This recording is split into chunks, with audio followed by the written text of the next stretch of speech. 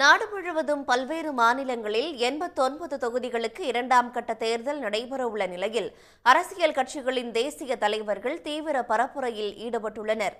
ராஜஸ்தான் மாநிலம் பன்ஸ்வாரா பொதுக்கூட்டத்தில் உரையாற்றிய பிரதமர் மோடி, நாட்டிற்கு இன்றைய தேவை ஒரு நிலையான அரசுதான் என்றார். மேலும் இளைஞர்களின் அபிலாஷைகளை புரிந்து கொண்டு அவர்களுக்கான கொள்கைகளை உருவாக்கும் அரசுதான் தேவை என்றும் அவர் கூறினார்.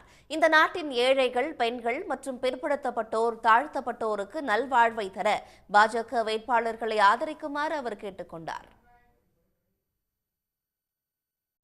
एक ऐसी सरकार जो देश की महिला,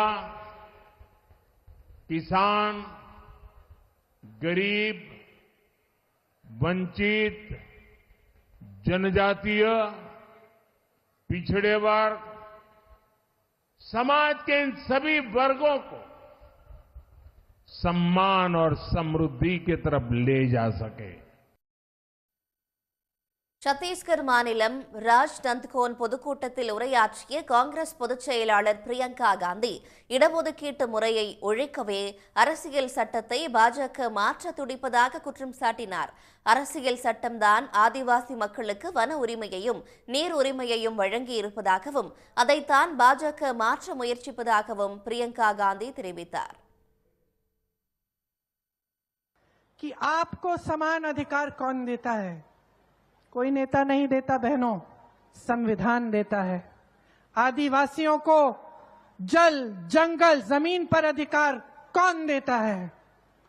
कोई नेता नहीं देता भाइयों और बहनों, संविधान देता है. किसानों को वोट का अधिकार कौन देता है?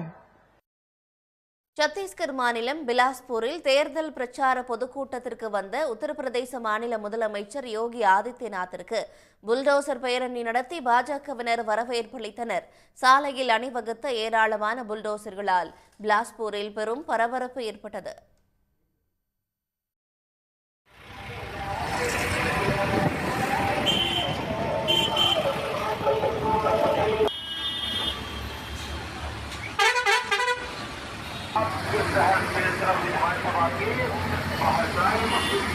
राम मंदिर को बनाने में 500 साल की पुरानी को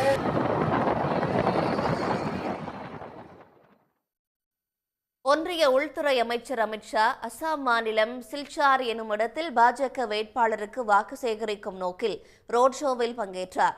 அவருடன் அம்மாநில முதலமைச்சர் ஹிமந்த பிஸ்வா சர்மா மற்றும் பாஜக வேட்பாளர்கள் பங்கேற்றார்கள். அதேபோல மேற்கு வங்க மாநிலம் சிலிகுரியில் நடைபெற்ற பொதுக்கூட்டத்தில் நேரில் பங்கேற்காத அமித்ஷா செல்போனில் உரையாற்றினார்.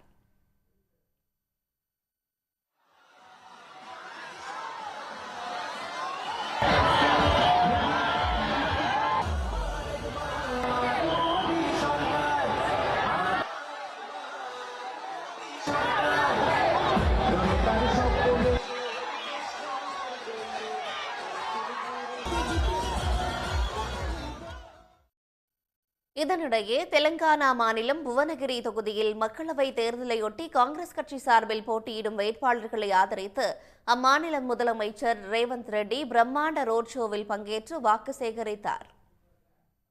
உடனுக்குடன் செய்திகளை தெரிந்து கொள்ள சன் நியூஸ் பெல் ஐகானை கிளிக் பண்ணுங்க.